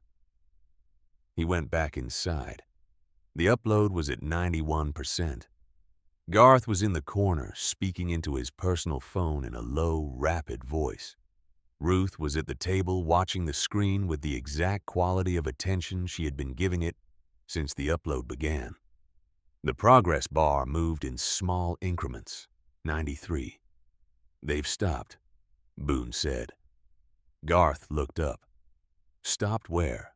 "1.5 miles back on 89. All 3 vehicles on the shoulder." He paused. Voss sent someone. A county sedan came from the opposite direction. Stopped 90 seconds left, heading west. Whatever he said to them, they're holding position. Garth's face went through something and came out the other side without showing what happened in between. The calculation of a man running a sequence he had seen versions of before, arriving at the same conclusion from a different angle. "He pulled them back," Garth said. "Or redirected them." "Why now?" "Because the upload is almost done," Boone said. "And if Voss has any access to federal communications monitoring, even loose monitoring, he knows Strand made contact. So he knows the evidence is reaching federal hands. And he knows this becomes a different problem for him once that happens." Boone looked at the screen. 97%. A confrontation before the upload completes is one set of charges. A confrontation after is those charges plus obstruction of a federal investigation, plus anything else Strand decides to attach to it. "Smart," Garth said. "Not smart enough." 99. 100. The bar went green. Ruth closed her eyes. She held them closed for exactly 3 seconds. Boone counted. Then she opened them and looked at the screen and looked at the drive in her palm, which she had been holding in her left hand throughout the entire upload, without loosening her grip on it. And she looked at it now, with an expression that was not triumph and was not relief. Something older and harder than both of those things. The expression of a person who has been carrying weight for so long that the absence of it has a shape, and the shape is unexpected and requires a moment to understand. "Is it there?" she said. Garth checked the screen, checked the phone in his other hand where a confirmation from Strand's secure channel had just appeared. "It's there," he said. She looked at the drive in her palm. She held it for a moment more. Then she said Edwin's name, quietly. Not to Boone and not to Garth, just to the room. The way you say something when you need it to have been said, regardless of who hears it. Nobody spoke. Then Strand's voice came back through the speaker. "Mrs. Callahan, I have the files. My team is processing them. I have 2 agents approximately 22 minutes from your location. They will take you to a secure facility tonight." She stopped. What you have delivered tonight, the scope of it, the documentation, the chain of custody your husband established. This is not a small thing. He was an important man, Ruth said. Yes. Strand's voice was quieter now. He was. Boone moved to the window. On the highway, Cody's surveillance indicated Voss's vehicles had not moved from the shoulder. Holding. Waiting. The calculation running in a county building or a car somewhere west of here. His phone buzzed. Cody. A message this time. 4 words. They're leaving. Going west. Boone looked at the message for a long moment. Then he looked up and said it. They're gone. Garth straightened. All 3. All 3. Heading west. He turned it over. The upload was complete, but Voss's people could not know that yet unless Strand's office had transmitted a confirmation through a channel that was being monitored. Which was exactly the kind of thing that a man with Chester Voss's access and resources would have arranged. Strand Boone said toward the phone, Yes. Did your office send any communication in the last 5 minutes that could have been picked up on a monitored channel? A pause. We sent a secure acknowledgement to this location. How secure? Another pause. Longer this time. Theoretically unmonitored, she said. But if Voss has compromised federal communications infrastructure at any level, even partial, he knows the upload is done, Boone said. And he knows federal presence is inbound. Yes. Garth was already nodding. The same calculation. Voss had made exactly the decision Boone had expected. Cut the exposure. Retreat to ground where lawyers and procedure and the complications of evidence challenges were his tools instead of his liabilities. Men who had built careers on insulating themselves from direct consequence knew how to make consequence arrive slowly, and through channels rather than fast, and through confrontation. It was the smart move. It was also not the end. Boone looked at Ruth. She was watching him with the steady knowing expression of a woman who had arrived at the same conclusion a few seconds before he had finished articulating it. This isn't over, she said. It wasn't a question. No, Boone said. But it started. And starting was the part that almost didn't happen. She looked at him for a moment. Something moved through her expression that was not gratitude exactly, though gratitude was somewhere in it. Something older and quieter than that word usually carried. The expression of a person who has been living inside a very long story and has just reached the point where the story becomes something other than only loss. Outside, somewhere on the access road, the first pair of federal headlights appeared through the ranch building's single window, moving at the specific speed of people who knew the crisis had passed its worst point, but understood that careful still mattered. Garth moved toward the door. That'll be Strand's people, he said. Boone stayed where he was. Ruth stayed where she was, both of them looking at that approaching light without speaking, because there was a quality to the moment that required silence. The specific, exhausted, bone-deep stillness of something that had been pressing forward against resistance for a very long time and has finally reached a place where it is allowed to stop. A man who had spent 8 months building the truth. A woman who had spent 14 months carrying it. One night on a wet Arizona highway where the truth had finally irrevocably broken into the open. The federal agents knocked twice. Garth opened the door. 2 federal agents stepped through. A man and a woman, both in their 30s, both carrying the specific economy of movement that comes from years of walking into rooms where something bad has already happened, and something worse might still. They moved without urgency, but without wasted motion. Either the way people move when they have been trained to read a situation, in the first 5 seconds, and have read this one accurately. The woman introduced herself as Torres. The man said nothing. He positioned himself just inside the door and kept his eyes moving across the room in a slow, methodical sweep. Cataloging, assessing, not settling anywhere in particular.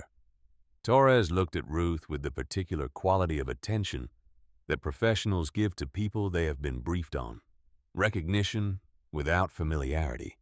The respect of someone who knows the relevant facts and has already formed a considered opinion based on them. Mrs. Callahan. Agent Strand sends her regards. She paused. Are you injured? I'm tired, Ruth said, which is different. Torres almost smiled. Yes, ma'am. We have a vehicle outside. We'd like to get you to the Phoenix field office tonight if you're able. I'm able. Ruth stood from the table. She straightened Cody's jacket across her shoulders with the small, precise gesture of a woman adjusting a blazer before stepping into a meeting. She looked at Boone and then at Garth. And there was a moment, brief and without ceremony, the way the most important moments almost always are, where she simply looked at both of them and let that be sufficient. Then she looked back at Torres. There's one thing before we leave, she said. Torres waited. My son, Owen. He lives in Denver. His phone may have been monitored. He does not know what happened tonight, and he has been awake since this morning waiting. I need to reach him through a clean line. Torres reached into her jacket without hesitation and produced a phone. Use this. It's clean. Ruth took it with both hands. She looked at it for a moment. Then she dialed without pausing the number coming to her the way numbers come to people who have been calling them for decades. Not from memory, but from something deeper than memory. It rang twice. The voice that answered carried the specific exhaustion of someone who has not slept and will not sleep until this call arrives. Not frantic, not angry, just worn thin by the hours of not knowing the way a rope wears thin under sustained tension. Mom. I'm all right, Owen. Ruth's voice was level and quiet. I'm safe. I'm with federal agents. A sound came through the phone that was not quite a word. More like the release of something that had been held under pressure for a very long time. The sound a thing makes when the tension that was containing it is finally removed. Mom. His voice worked to reassemble itself. I called your phone this morning and it went straight to nothing, and I didn't know if... I know. Ruth looked at the surface of the table in front of her. I'll explain everything. Not tonight, but everything. She paused. Are you all right? A short sound. Something between a laugh and its opposite. Am I all right? Mom. Owen. Yes. His voice pulled itself together one more time, finding the steadiness that had always been in it somewhere underneath. I'm all right. Are you really safe? Truly. Truly, Ruth said. The word carried the full weight of what it had cost to be able to say it. Not as a reassurance, as a fact that had been earned through 2 days of running and 51 years of marriage to a man who had taught her that words meant exactly what you chose to make them mean, and nothing less. Go to sleep, she said. I'll call you in the morning. She handed the phone back to Torres. Her hands, for the first time in the entire duration of this night, were not perfectly still. There was a fine tremor in them that she made no attempt to conceal or correct. Not the trembling of fear, the trembling of something finally released. The way a hand shakes when it has been clenched for so long that opening it requires deliberate effort. and the muscles remember the holding even after the holding is done. Torres waited with the patience of someone who knew exactly what she was witnessing and understood that it required space rather than management. Boone watched and said nothing. Ruth set her hands flat on the table for a moment. Then she stood fully. She turned to Boone. "Thank you," she said. It was not the performed gratitude of a person executing a social obligation. It was the directness of someone saying a thing they mean completely without decoration, because decoration would only reduce it. Boone looked at her. "You did the hard part," he said. 14 months of it. You did the part that made everything else possible." She looked at him steadily. "Don't minimize what you did tonight." He didn't argue with her. He had learned over the course of the last several hours that arguing with Ruth Callahan about a matter she had settled in her own mind was an exercise with a predetermined outcome, and he had no particular interest in outcomes he had already seen coming. Torres moved them gently toward the door, the professional, unhurried manner of someone who understood that urgency existed, but that panic did not serve it. Garth held the door. Outside, the night had gone quiet in the particular way of Arizona after a storm has moved through. The rain entirely finished. The air clean and cold and vast. The kind of air that comes when a sky has been emptied out and refilled with something new. The stars were coming back in the southwest, the cloud cover breaking apart and retreating. Ruth stopped at the threshold. She turned and looked at Boone one final time. The operational clarity that had carried her through the night was still there. It would probably be there for a while yet, he thought. The body kept running on what it had been running on long after the immediate necessity had passed. But behind it now, visible in a way it had not been inside the diner or the truck or the ranch building, was something else. The face of a woman who had just survived something she had not been entirely certain she would survive, and was allowing herself for exactly one moment to know it. "He would have wanted to thank you himself," she said. Boone understood immediately who she meant. He was quiet for a second. He did the work he said. 8 months of it alone because he believed accuracy was a form of respect. He paused. "I just moved it down the road." She held his eyes. "That's all any of us can do," she said. Then Torres guided her forward, and the door of the federal vehicle closed and the engine started, and the headlights came on and the car moved down the access road toward the gate, at the unhurried pace of people who knew the worst was past, but understood that careful still mattered. The taillights disappeared around the first bend in the road. The sound of the engine faded. Garth stood beside Boone in the doorway, both of them listening to it go. "She's going to be all right," Garth said. It was not a question. "Yes," Boone said. "She is." They stood in the quiet for a moment, the kind of quiet that comes after something has been completed, and the noise that had been filling the space around it is gone, and what remains is simply what was always there underneath. "Voss isn't done," Garth said. "No. Men like that, when they lose the opening engagement, they don't fold. They regroup. They get lawyers. They start working the procedural angles. Chain of custody challenges, admissibility questions, anything that can create delay." Garth's voice was flat and factual. The voice of a man who had watched this exact pattern before and carried a specific permanent anger about it that he had learned to speak about without demonstrating. "It could take years," Boone said. "It will take years. You okay with that?" Boone considered the question. He thought about Ruth's hands on the table in that ranch building, and the way she had said Edwin's name into the empty room when the upload bar went green, and the way she had walked across the floor of Harlan's diner toward the man that everyone else in the room had already decided was something to be avoided. What Voss does next, Boone said, is not my department, getting her to the point where she could hand it over. That was my department. He paused. She got it there. That's what counts. Garth nodded slowly. Strand's good, he said. If anyone can hold it together through a long legal fight, it's her. Boone did not respond to that.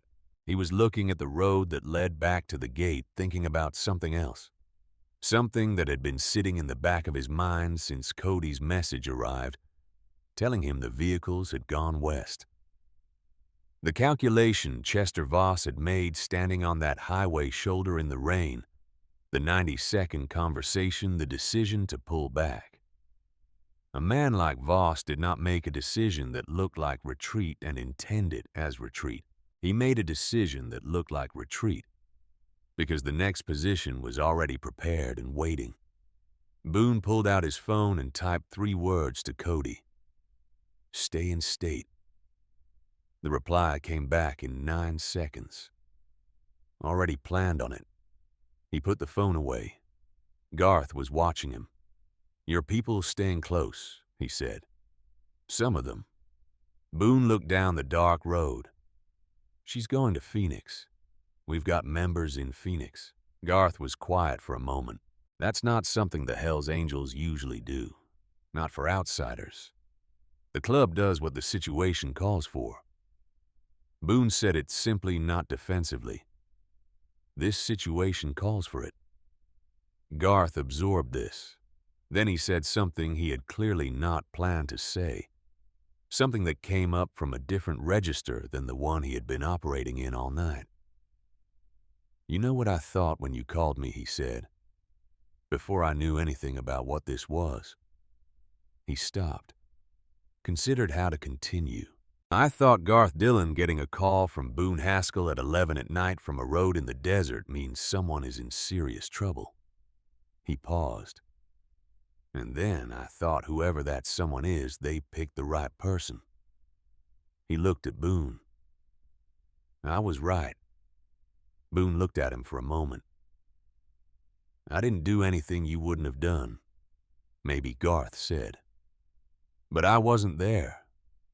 He moved back inside. Coffee's on. You want some before you ride? Boone looked at his watch. 1:15.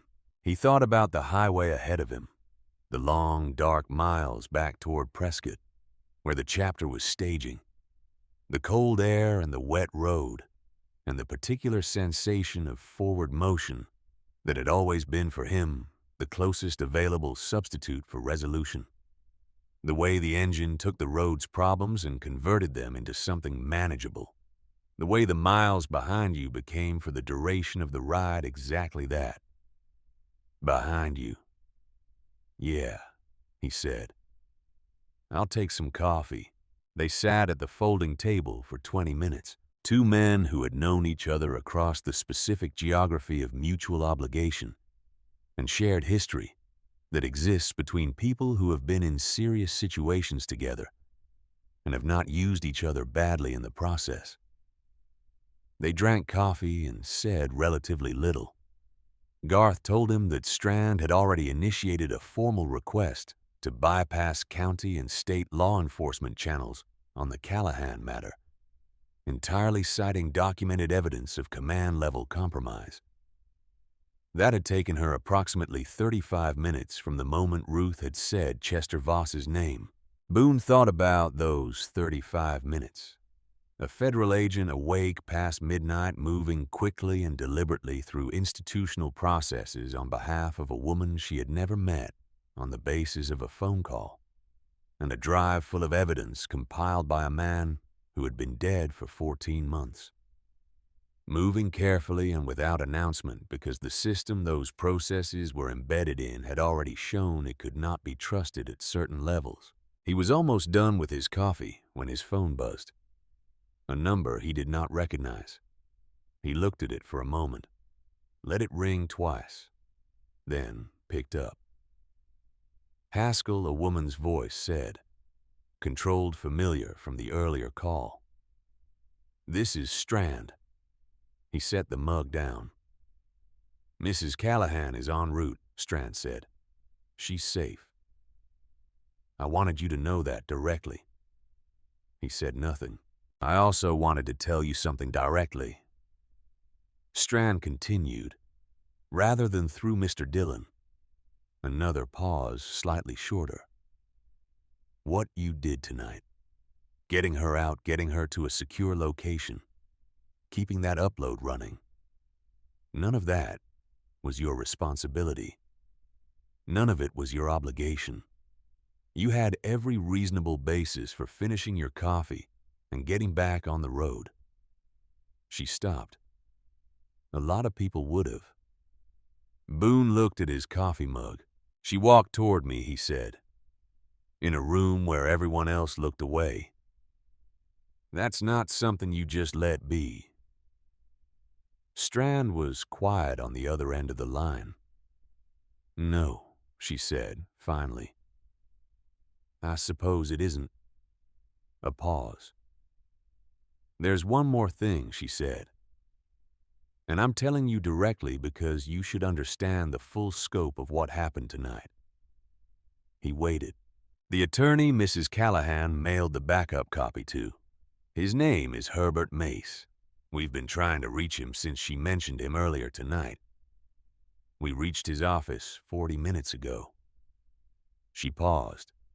Mr. Mace was in a car accident 2 weeks ago. He's been in a rehabilitation facility since. The documents he received from Mrs. Callahan were held in his office during his absence. When his staff went to retrieve them tonight at our request, they found the office had been broken into sometime in the last 72 hours. The documents are gone. The ranch building kitchen was very quiet. Boone looked at the table in front of him, the grain of the wood, the coffee mug, the lamplight on the wall. He thought about what this meant in the sequence of what he knew. The drive was in federal hands. The uploaded files were on secure servers. Those were safe. But the second copy, the physical documents Ruth had mailed believing they would survive independently, had been intercepted. Which meant Chester Voss's operation had been moving on multiple fronts simultaneously, and had been doing so with a level of reach and coordination that was considerably deeper than anything that had shown itself tonight. Which meant Edwin Callahan had been right about all of it, and it had cost him everything. She believed in Edwin's system, Boone said. He told her to keep a copy in the shoe. She kept it. Strand was quiet for a moment. Yes, she said. That's exactly right. She never knew that copy was already gone, that what she was carrying in her shoe was the only surviving documentation of everything her husband spent 8 months building. Boone sat with that for a moment. He thought about 2 days of running. Cash only. Phone off since Flagstaff. 4 miles on foot to avoid a checkpoint she had decided she could not trust. An 89-year-old woman who believed she had a safety net, and had in fact had none since before she started running. Who had walked into a roadside diner on a wet night and looked around the room at every available option and walked toward the one that everyone else had already written off. The chain of faith between a dead man's instruction and a living woman's compliance had been the single thread connecting everything he had done to the place where it could finally matter. Is she gonna be told? Boone said. When she's rested. When she's settled. A pause. It won't change what she did tonight. But she should know how close it was. She already knows how close it was, Boone said. She's known since the first day. Strand said nothing to that. Mr. Haskell? Her voice shifted register slightly. I'm going to say something that falls outside my usual professional vocabulary, so bear with me. He waited. What you did tonight was not your job. It was not your responsibility. It did not have to be you. And the fact that it was you and that you stayed with it from beginning to end matters in a way that I want to say plainly rather than leaving it implied. Boone looked at his coffee mug for a long moment. She walked toward me, he said, in a room where everyone else looked away. That's the whole of it. Strand was quiet. Get some rest, Mr. Haskell, she said. And thank you. The line went dead. Garth was looking at him from across the table. He had heard enough of one side of the conversation to read the shape of it. Mace's copies are gone, Garth said. It was not a question. Yes. Garth absorbed this with the stillness of a man who has processed bad news often enough to have developed a methodology for it. He picked up his coffee, set it down without drinking. She made it through anyway. She made it through anyway, Boone said. He stood. He picked up his helmet from the counter where he had set it when they came in and held it in both hands for a moment. The familiar weight and shape of it. The small scratches on the left side from a low side on a gravel road outside Flagstaff 4 years ago. The things you carry that hold the evidence of the road you have actually been on rather than the road you intended. He reached into the left breast pocket of his cut. The Timex was there. Always there. The weight of it against his ribs, exactly what it always was. He took it out, held it in his palm in the lamplight of the ranch building kitchen. The scratched crystal. The stopped hands. The date window showing a date from 3 years after the last time the battery had been replaced, and the watch had still been ticking. And Danny had still been wearing it on his wrist at 19 years old. Boone looked at it for a long time. He thought about what Lyle had said in Harlan's diner. The boy wouldn't want you mixed up in this. The calculation behind those words. The specific, deliberate cruelty of using a dead young man as a lever. The research that had gone into knowing which name to say and in which tone to say it. The assumption that the weight of that name would be the thing that broke Boone's willingness to stand where he was standing. They had been wrong about what the weight meant. The weight of the watch in his hand was not the weight of paralysis. It was not the weight of guilt that bent you toward the door when a room got dangerous. It was the weight of a person who had been 19 years old and gone too early, and had never in all the years Boone had known him looked the other way when someone needed something. That was who Danny had been. That was who Boone had been trying in his imperfect and ongoing way to be in the years since. He looked at the watch one more time. Then he clenched his hand around it. Then he put it back in his pocket right against his ribs, where he could feel it when he breathed. He looked at Garth. The favor, he said. Consider it settled. Garth looked at him. Something moved through Garth Dillon's expression. That was not sentiment and not detachment, but occupied the honest ground between the two.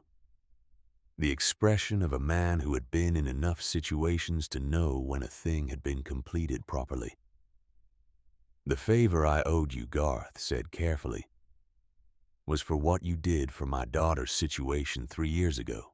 That was a different debt. He paused. Tonight you came to me. Tonight we're even on something new. He paused again. Don't make it transactional. It doesn't suit either of us. Boone looked at him for a moment. Then he put his hand out. Garth took it. They shook once firmly in the manner of men who are communicating something that neither of them is going to put into words, because putting it into words would reduce it. And they both know that, and they are both fine with knowing it. Then Boone walked out into the Arizona night. Cody was on the access road, alone. His Harley parked, his arms folded, his helmet on the tank. When Boone came through the door, he simply watched him walk to the bike and check it over and put his helmet on. the comfortable silence of someone who does not need to fill space with noise. "She get out. Safe," Cody said. "Federal custody. Phoenix Field Office." "Good." Cody picked up his helmet. "Chapter's in Prescott tonight," he said. "You coming?" Boone swung onto the bike, sat for a moment with his hands on the bars, feeling the familiar geometry of it. The weight forward and down. The balance that was not balance exactly, but the management of competing forces held in constant negotiation by the contact between rubber and road. The potential energy of a machine at rest that knew what it was for. He thought about the highway ahead. He thought about Prescott, and the chapter and the particular quality of a room full of people who had been riding together long enough to know each other, in the way you know people when you have seen them make decisions under pressure. And the decisions they made were the ones you would have made. He thought about Ruth Callahan in a federal vehicle moving through the Arizona dark toward Phoenix, toward a field office where the evidence her husband had built would spend the next several hours becoming something that could not be undone. He thought about Edwin Callahan, who had spent 8 months building that evidence alone without telling anyone, checking and rechecking, because he believed that accuracy was a form of respect, who had gone to the wrong person with the right information and had been dead 11 weeks later, and whose work had survived him because he had believed in redundancy, and his wife had believed in him. He thought about a room full of people looking away, and an old woman who had stood up anyway. He thought about Danny, 19 years old, a Timex watch with a stop battery, the weight of it against his ribs steady and familiar, the way all the things you carry eventually become simply part of the weight you are always moving with and through. The weight of saying yes. "Yeah," Boone said. "I'm coming." He started the engine. The sound of it rolled out across the quiet post-storm dark and bounced off the low hills to the north, and then dissolved into the enormous Arizona sky, which was clear now, from horizon to horizon. The last of the clouds gone east with the storm. The stars back in full and very bright. The way they are after rain has washed the air clean of everything that was obscuring them. Cody started his bike a half-second later. Together, they moved down the access road toward the gate. Boone hit the combination without stopping the numbers already in his hands. From the first time. 6421. The lock opened. He drove through and pulled left onto the gravel county road and then right again onto the main road heading north. He did not look back at the ranch building. The gate swung shut behind them. The highway appeared, and he took it without slowing the tires moving from gravel to pavement, in the specific way that pavement always felt like something settling after the unpredictability of gravel, like the road making a decision. He opened the throttle. The engine answered the way it always answered. Not a metaphor for anything, just the sound of a machine doing what it was built to do, which was move forward, which was the only direction available. Behind him somewhere a gate had swung shut on a night that would not be forgotten by any person who had lived it. Ahead of him somewhere Prescott, and the chapter and the sound of engines and men who would not ask where he had been, because some nights answered their own questions, and the answers were visible in the way a person came through the door. And somewhere south of him, moving through the desert, dark toward Phoenix, a woman was telling the truth one final time to the people who finally had the authority and the will to do something with it. The truth her husband had spent 8 months building. The truth she had spent 14 months carrying. The truth that was supposed to have been stopped at every stage and had not been stopped because one man had believed that accuracy was a form of respect, and one woman had believed in that man. And one night in a roadside diner on Route 89, The only person in the room who had not looked away was a biker who had stopped for coffee and apple pie and had nowhere else to be. None of them had planned any of this. Not the man who wanted coffee and had 11 hours of road in his bones and kept a dead boy's watch in his pocket on the anniversary of losing him. Not the former federal agent who still answered calls at midnight because some habits did not stop when the badge went into a drawer. Not the FBI agent in Phoenix who had picked up on the second ring because the situation warranted it, and she was the kind of person who understood when a situation warranted it. Not the rider who had come out of the dark on a service road with his headlights off and handed over his jacket without being asked. They had simply been the people who were there, and they had chosen each in their own way, without announcement or agreement, to do the thing the moment required. That is the truth about what happens on the nights that matter. The nights do not arrive with instructions. They arrive in the middle of ordinary things in roadside diners and ranch buildings and unmarked access roads, wearing whatever they happen to be wearing, equipped with whatever is available. They ask their question without warning, and the question is always the same, and the answer is always the same. And the answer is simply this: you either stay or you don't. Edwin Callahan had known that. He had proved it with 8 months of meticulous and solitary work, and he had paid for it with his life, and his wife had carried what he built because she had trusted him. And that trust had been the thing that held everything together when everything else had been stripped away. And on a wet night in Arizona in a diner called Harlan's on Route 89, that trust had finally made it to the other side. Cody held his position a half bike length behind. On the left, the second headlight moving in the same rhythm as Boone's, the two of them falling into the automatic formation of riders who have covered enough road together to do it without thinking about it. The wind came off the desert clean and cold and smelled like wet sage and open space, and the particular freshness of air that has been washed all the way through. The highway ran straight ahead, and Boone ran with it, the engine steady beneath him, the stars very clear above the road, unreeling in the headlight, like something being revealed rather than consumed. The watch in his pocket, the road in front, everything else exactly where it needed to be. He did not slow down.